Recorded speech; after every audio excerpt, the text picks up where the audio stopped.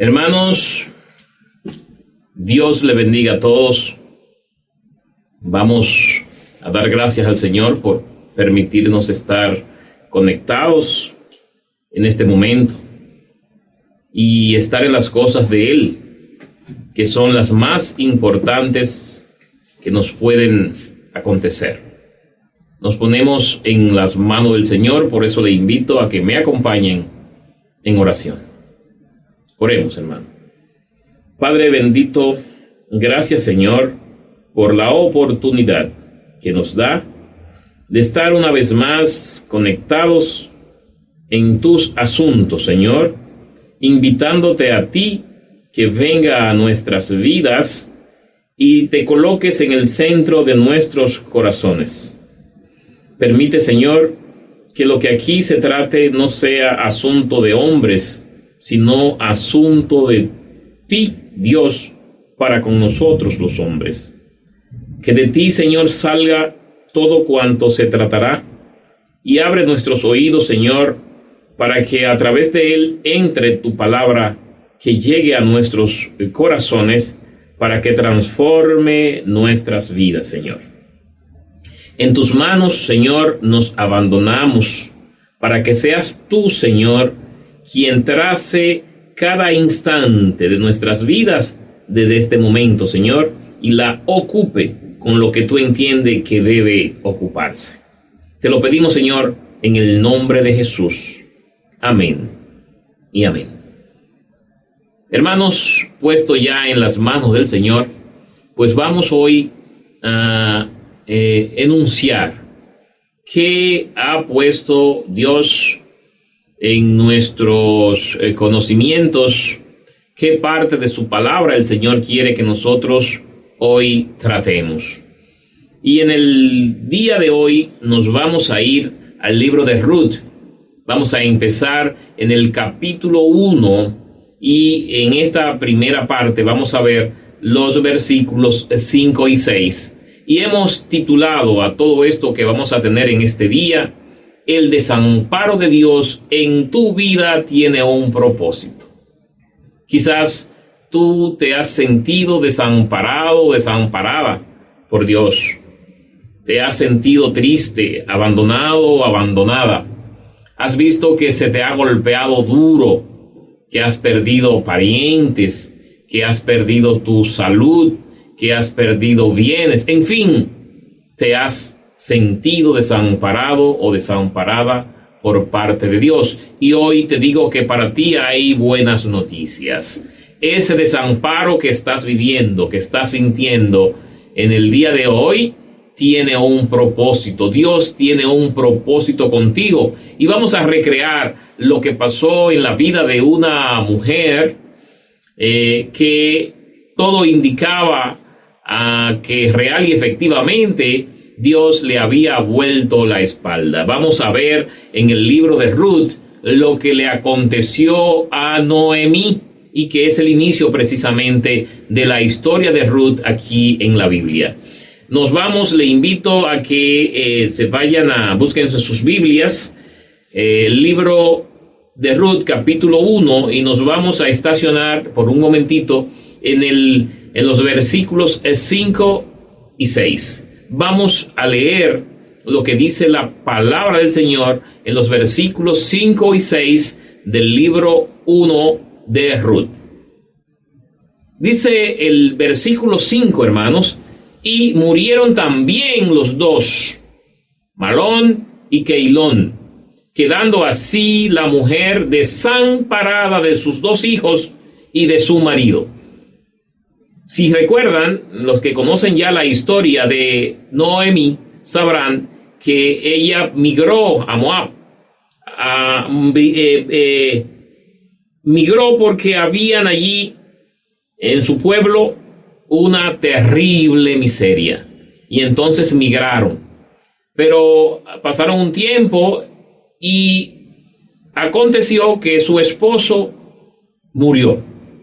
Ya era viuda, pero tenía dos hijos que eran su amparo. Recuerden que las viudas ya por sí tenían dificultad, pero teniendo hijos, pues su afrenta quedaba saldada de alguna manera. Pero para desgracia de Noemí, también sus 2 hijos murieron, sumando entonces a la muerte del marido a un desamparo total. ¿Y qué pasó? ¿Qué hace Ruth una vez que, o no, más bien Ruth, qué hace Noemí una vez que ya se siente desamparada, sin maridos y sin hijos? Dice la Biblia en el siguiente capítulo, en el siguiente versículo, el 6, entonces se levantó con sus nueras y regresó de los campos de Moab, porque oyó en el campo de Moab que Jehová había visitado a su pueblo para darles pan. Óigame, ya entendía ella que había llegado el momento por el plan de Dios, porque era el plan de Dios. Ella oyó que Jehová había visitado a su pueblo y entiende que Dios le está de alguna forma llamando para que vuelva a su pueblo, porque ya las vicisitudes, las calamidades, el hambre literalmente que estaba pasando el pueblo de Noemí había cesado. Y ella pues toma rumbo a su tierra nuevamente. Yo diría que está reenfocando la meta conforme al propósito de Dios, y para eso pues nos vamos a sostener en los versículos 7 al 10 del mismo primer libro de Ruth. Nos dice el versículo 7 de la manera siguiente: y salió pues del lugar donde había estado, y con ella sus 2 nueras, y comenzaron a caminar para volverse a la tierra de Judá, tierra de la que era oriunda Noemí, de donde salió con marido y con 2 hijos. Llegó a este pueblo y allí perdió su marido y sus 2 hijos. Por lo tanto, tiene la necesidad de reenfocar su vida ahora a su pueblo, a Judá, porque entendía ya que el Señor lo había visitado. Entonces, repito, tiene que reenfocar sus metas conforme al propósito de Jehová.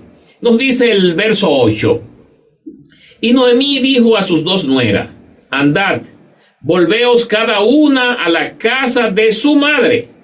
Jehová haga con vosotras misericordia, como la habéis hecho con los muertos y conmigo. Es decir, la misericordia que tuvieron ellas con los hijos ya muertos y con Noemí. Noemí tiene la esperanza que el Señor le haga misericordia a estas sus nueras. Y le dice más, en el verso 9, veamos qué otra cosa dice Noemí a sus nueras: os conceda Jehová que halléis descanso, cada una en casa de su marido. Luego las besó, y ellas alzaron su voz y lloraron. Así registra la palabra del Señor en el versículo 9 del libro 1 de Ruth.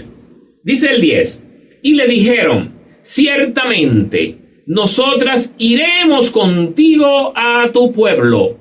Las mujeres, las nueras de Noemí, no quieren hacerle caso, no quieren volver con sus madres para que, según los propósitos y los deseos de Noemí, puedan hallar otros maridos. ¿Y qué acontece entonces con estas nueras, con estas mujeres de los hijos muertos de Noemí, que ahora quieren acompañarles?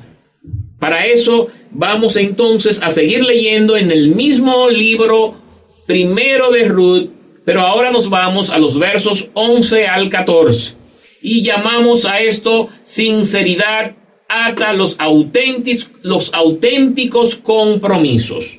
Veamos qué pasa con la sinceridad de lo que se está planteando allí. Dice el verso 11: y Noemí respondió: volveos, hijas mías, ¿para qué habéis de ir conmigo? Pregunta.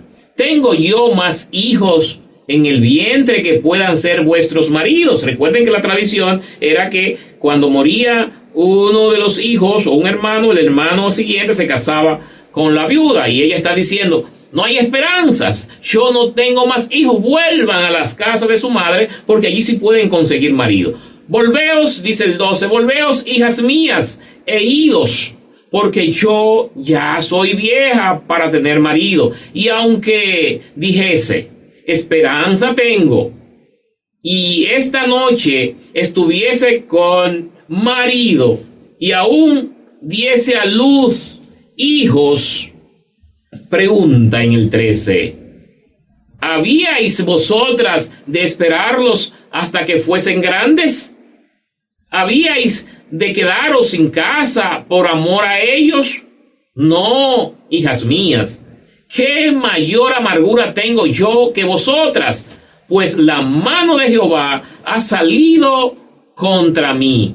Noemí quiere convencer a sus nueras de que tengan una mejor vida, que al lado de ella ya no tienen nada.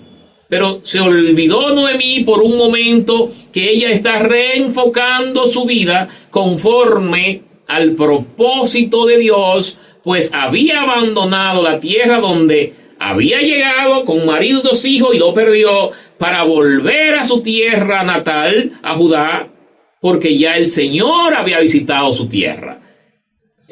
Desconocía Noemí que tenía el Señor reservado para ella en la tierra de Judá a su regreso.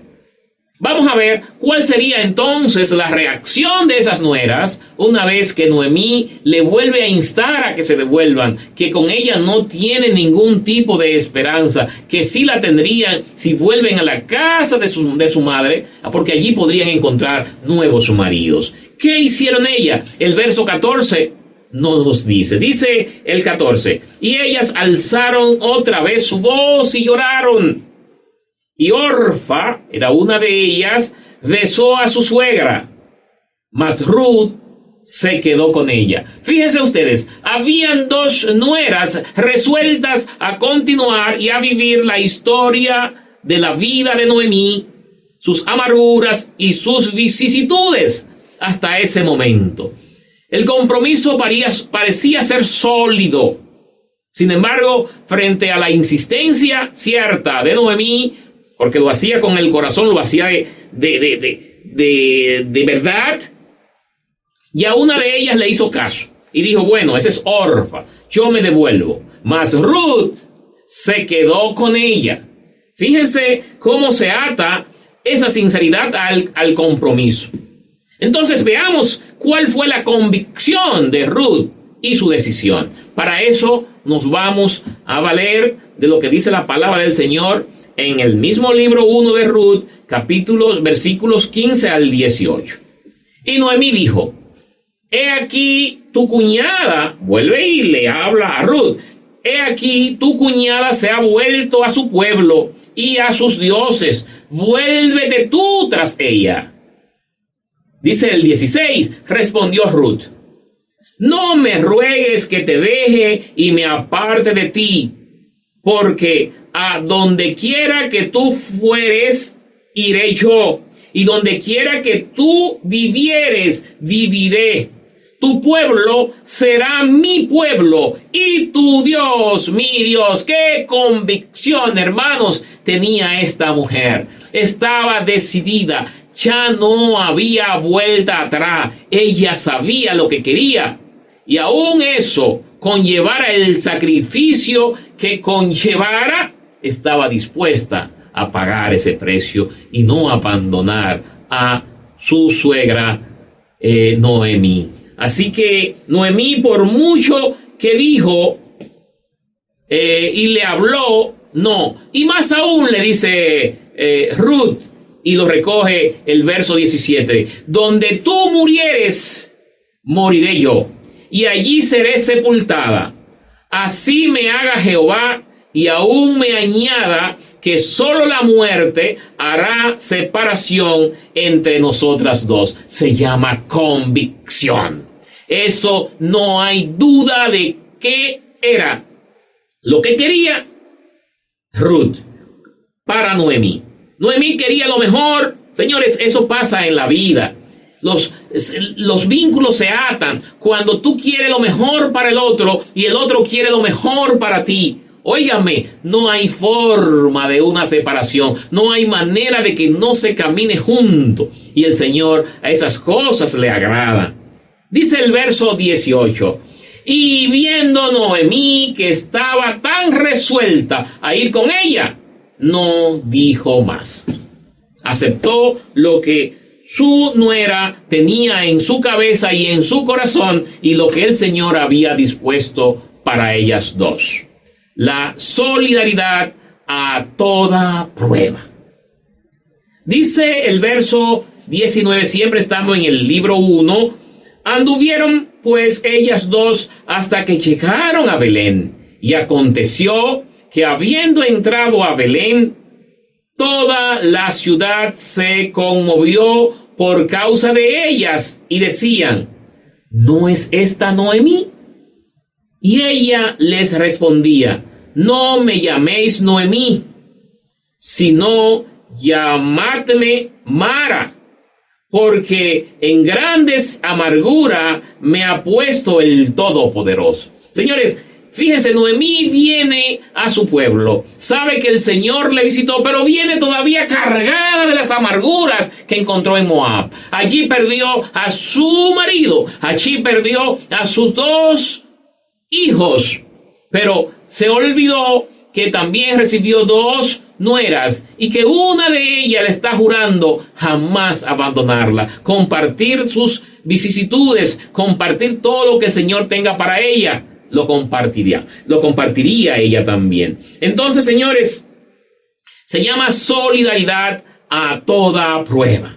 Pero veamos el sabor amargo de la derrota humana que está viviendo Noemí. Noemí se siente desamparada por el Señor. Noemí no ha visto ningún propósito positivo de Dios hacia ella. Noemí solo está sintiendo que el Señor le ha abandonado y no quiere que otros asuman lo que ella entiende es el castigo, es el aprieto donde el Señor le ha puesto. Por eso quiere que su nuera se devolviera, pero ya resuelta como está, ella asume su amargura. El sabor amargo de la derrota humana la encontramos ahí mismo en el primer libro de Ruth, pero en los versos 21 y 22. Veamos qué pasa en esos versos. ¿Qué nos dice la palabra del Señor? Yo me fui llena, dice Noemí, pero Jehová me ha vuelto con las manos vacías. ¿Por qué me llamaréis Noemí? Ya que Jehová ha dado testimonio contra mí y el Todopoderoso me ha afligido. Señores, la palabra, fíjense que ella hablaba de Noemí, llámame Mara. La palabra Noemí significaba dulzura, mientras que Mara significaba amargura. Dice, me fui dulce, ahora regreso amarga. No me llamen ya Noemí, ahora identifíquenme como lo que soy, la mujer amarga, la mujer afligida, porque el Todopoderoso se ha ensañado, dice ella, contra mí. Así volvió Noemí y Ruth a la moabita, su nuera con ella. Volvió de los campos de Moab y llegaron a Belén al comienzo de la siega de la cebada. Señores, interesantísimo lo que está pasando en esta parte. Dice nos vamos ahora al capítulo 4, desde el verso 4 al 17, y allí vamos a encontrar lo que es la integridad. También en ese libro de Ruth. Dice el verso 4 del libro 4, y yo decidí hacerlo saber, decirte que la compres en presencia de los que están aquí sentados y de los ancianos de mi pueblo. Si tú quieres redimir, redime, y si no quieres redimir, decláralo para que yo lo sepa, porque no hay otro que redima sino tú, y yo después de ti. Y él respondió, yo redimiré. Se trata, señores, de una finca, de una propiedad que tiene la familia de Noemí, que tiene que venderla, hay que comprarla, pero le corresponde a un familiar más cercano. Y con este que está hablando, quien habla es Boaz, que ya conoció a Ruth, que ya sabe la cercanía que tiene, el parentesco que tiene, pues busca un parentesco más cercano porque a él es que le corresponde. Ahí viene la integridad. Y él quiere, porque Boaz quería a Ruth y quería comprar, pero no podía hacerlo pasándole por encima a quien tenía más derecho que él. Aún a costa de su propio sacrificio, él decide buscar a la persona y decirle que lo haga. Entonces replicó Boaz: el mismo día que compres la tierra de mano de Noemí, debe tomar también a Ruth, la moabita, mujer del difunto, para que restaure el nombre del muerto sobre su posesión. Llega un momento difícil ahora. Y respondió el pariente: no puedo redimir para mí, no sea que dañe mi heredad. Redime tú, usando de mi derecho, porque yo no podré redimir. Bueno, pues ya él agotó, ahora le correspondió a Boaz redimir la propiedad y con ella pues también a Ruth.